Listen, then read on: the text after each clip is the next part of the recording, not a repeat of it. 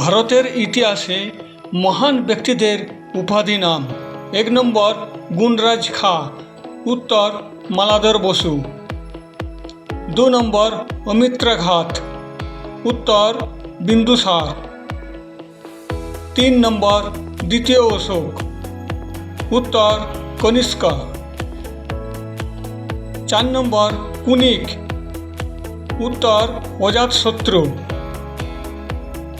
5 নম্বর সকারি, উত্তর দ্বিতীয় চন্দ্রগুপ্ত। 6 নম্বর মহারাজ ধীরাজ, উত্তর চন্দ্রগুপ্ত মৌর্য।